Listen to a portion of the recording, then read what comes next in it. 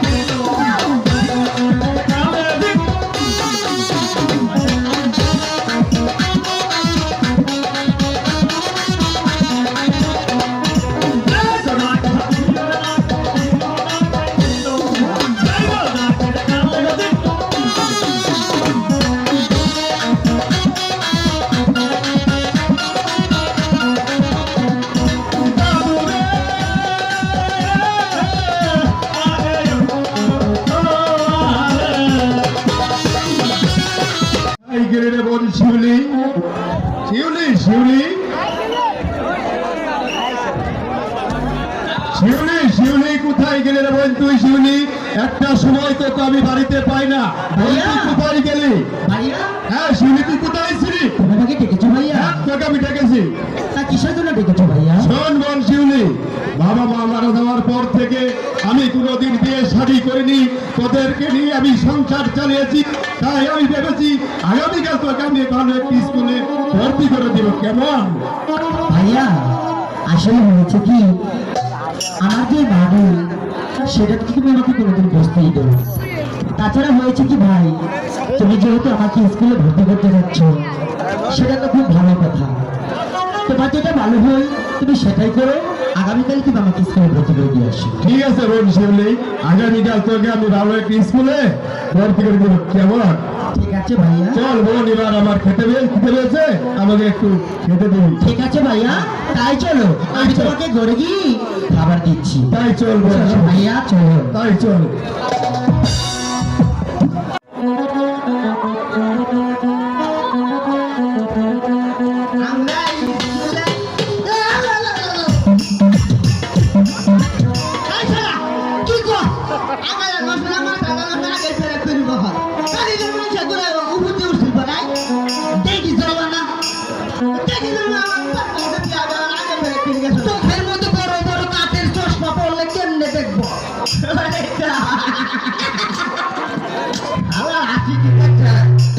কি বাকি আছে আর হাসানের?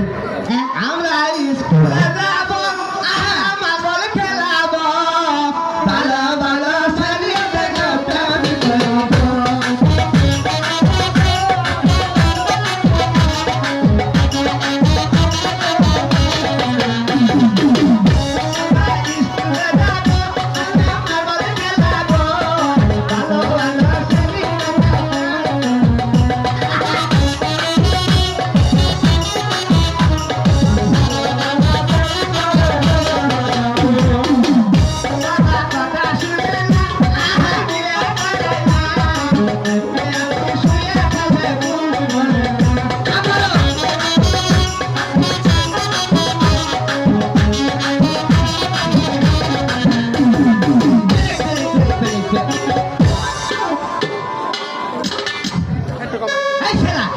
বলো ভাড়া দিলে আপনার দিলগুলো পেজ ভরা এই জায়গায় খুঁড়ি পুতলে বাস বুঝ তো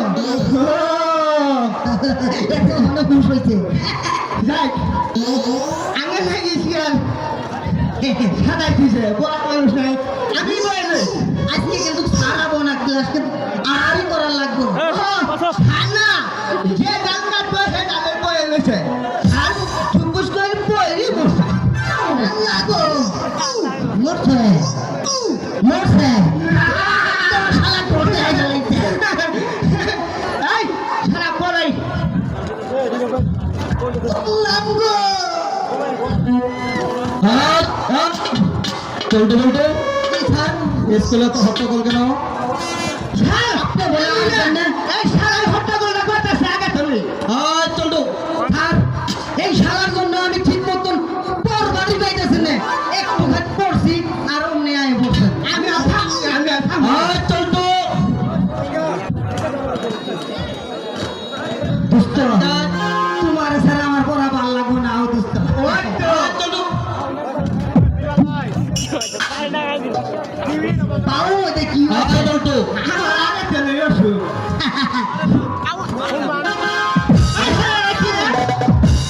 চলতো জি স্যার স্যার তুই একটা বলে না খালি আমি একটা আমি কইছি এখানে বসো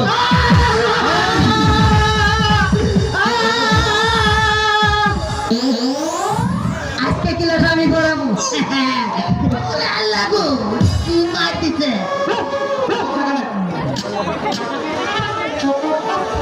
চলতো বলতো তো বিয়াদবি করছিস কেন? শব্দ হইলো কি গন্ধ হইতাছে তোদেরকে গতকাল যে পড়াটা দিয়েছিলাম সেই পড়াটা কি শিখেছিস? হ্যাঁ স্যার স্যারও শিখছে আমি শিখি নেই তুই কি করছ? স্যার খুব করছে আমি দেখছি আমি তো বুঝলামই কথা। আসসালামু আলাইকুম মাস্টার সাহেব। ওয়ালাইকুম সালাম। চলতো বলতো চলতো চলতো এদিকে বসুন। মাস্টার সাথে তো স্কুলে কি মনে করে? আসলাম যে মাস্টার সাহেব, আমার বোন শৈলীকে আপনার স্কুলে ভর্তি করতে নিয়ে আসলাম। বেশ তো ভালো কথা। তো আমার স্কুলে ফি হচ্ছে 30 টাকা আর মাসে হচ্ছে এই মোট 60 টাকা। ঠিক আছে মাস্টার সাহেব, আপনার ভর্তির বিষয়ের টাকা এই নিন টাকা। স্যার 10 টাকা বেশি নিয়ে আমরা বিড়ি সিগারেট খাবো না তবে শুনেন মাস্টার সাহেব, আমার বোন শিউলিরে আপনি ভালো ভালো লেখাপড়া করে মানুষের মতো মানুষ করবেন। ঠিক আছে মঞ্চ সাহেব, এই নিয়ে আপনার ভাবতে হবে না। স্যার প্রত্যেক বছরে ওয়ালাইকুম সালাম। স্যার প্রত্যেক বছরে শিউলি ফাঁস করবো হ্যাঁ চলতো বিয়াদবি বেশি হচ্ছে। মা তোমার নাম কি?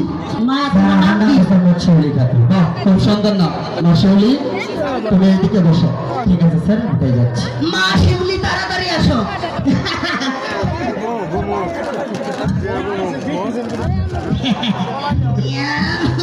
চলতো আমার ময়না এদিকে বস। আমার টিয়া বলতো আমার লক্ষ্মী আমার কাউবা আমার হগুন চুপ করে বসো। পড়ার নেন তো ঠনঠনা, একটা দিন তো ঠিক মতন পড়াশিখে আসতে পারিস না। সারি তাহলে বেয়াদবি বেয়াদবি। সারি শিখলে আমার পড়া শেখা লাগে না ওদিকে বস। তুমিও ওদিকে। মাস্টার সাহেব স্কুলে আছেন? মাস্টার সাহেব আসসালামু ওয়ালাইকুম সালাম। জিল্লার সবচেয়ে তো আমার স্কুলে কি মনে করে? আমি যে আসলাম মাস্টার সাহেব, আমার ছেলে জলিলকে আপনার স্কুলে ভর্তি করে দিতে আসলাম। বেশ তো ভালো কথা। তো আমার স্কুলে ভর্তি ফি হলো 30 টাকা আর মাসিক বেতন হলো 30 টাকা, এই মোট 60 টাকা। ঠিক আছে, এই নিন আপনার ফিস। মাস্টার সাহেব, বলেন। আমার ছেলে জলিলকে আপনি ভালো মতো লেখাপড়া করে মানুষের মতো মানুষ করবেন।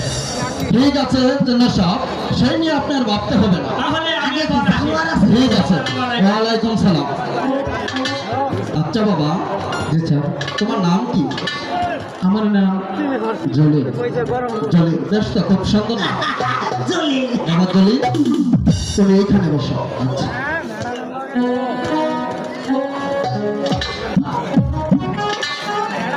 আমারে গোবার কইছে মনে হয়।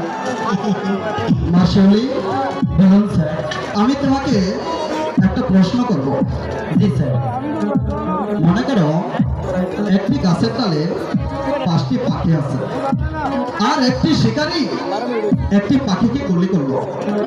এখন ওই গাছের ডালে আর কয়টি পাখি আছে? 100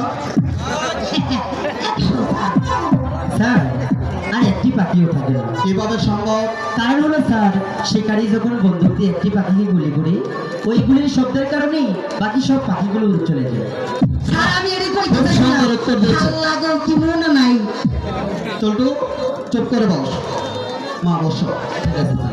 বসো মা। বাবা জলি, আমি তোমাকে একটা প্রশ্ন করব। বলুন স্যার। আচ্ছা তুমি বলো তো, এই পৃথিবীতে এমন একটি পাখি আছে যে পাখিটি মাটিতেও ডিম পারে না, আবার বাসাতেও ডিম পারে না, অথচ পাখিটি ডিমও পারে, আবার ডিম ফুটে বাচ্চাও বের হয়। সেই পাখিটির নাম কি?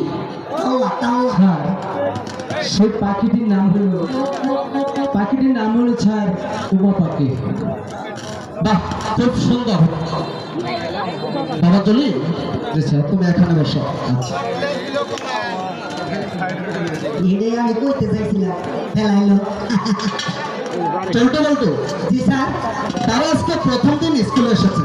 জি তাদের দুজনকে দুটি প্রশ্ন করেছি, জি দুজনই সঠিক উত্তর দিয়েছে, জি। কিন্তু তারা পারিস না। তাই দুষ্টুমি না করে জি স্যার। ভালো করে লেখাপড়া কর। তাহলে আজকের মতো তোমাদের ছুটি। ঠিক আছে স্যার, আসসালামু আলাইকুম। শিউলি মা, শিউলি আজকে আমি তোমাকে ক্লাস করাবো। আই জন্টু, আমি তোর কোন অ্যাঙ্গেলে মা লাগি? মনে না রে, আমি ভক্তা লাগি।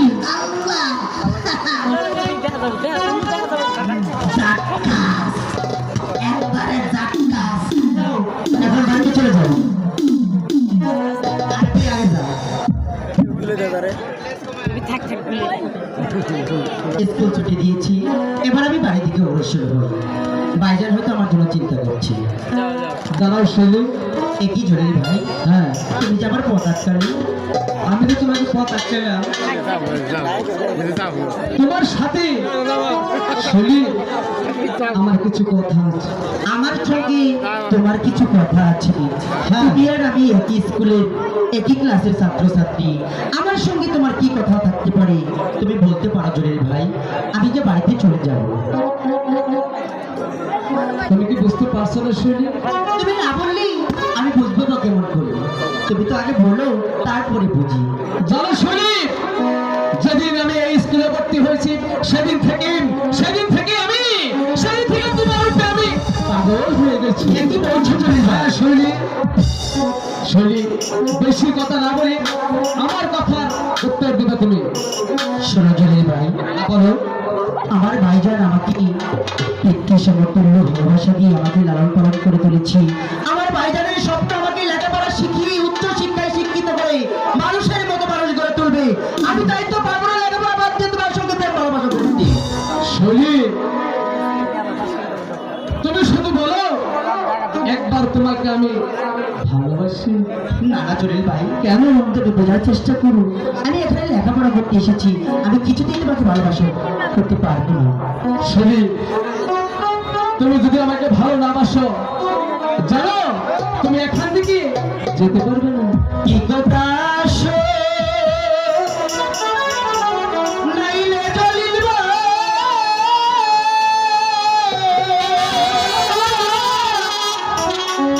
ভোলা যেতে যাই মরি।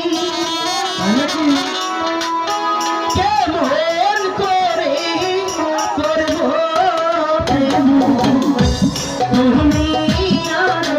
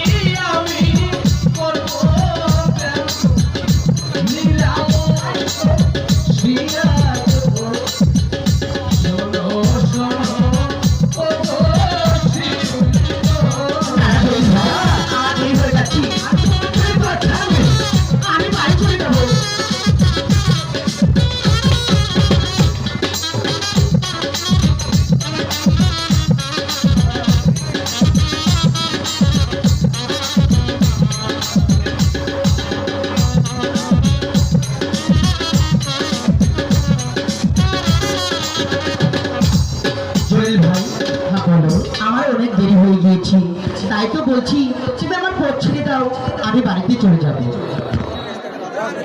তুমি কি তাহলে আমার প্রস্তাবে রাজি হবে না? আমি তো বলেছি আমি তোমার সঙ্গে কোনোদিন প্রেম করতে পারবো না। শোনো, আমি তোমাকে ভালোভাবে বলছি, আমরা এই স্কুলে লেখাপড়া করতে এসেছি, প্রেম করতে নয়। তাই তো বলছি জলিল ভাই, আমি কোনোদিনও তোমাকে ভালোবাসতে পারবো না, পারবো না, পারবো না।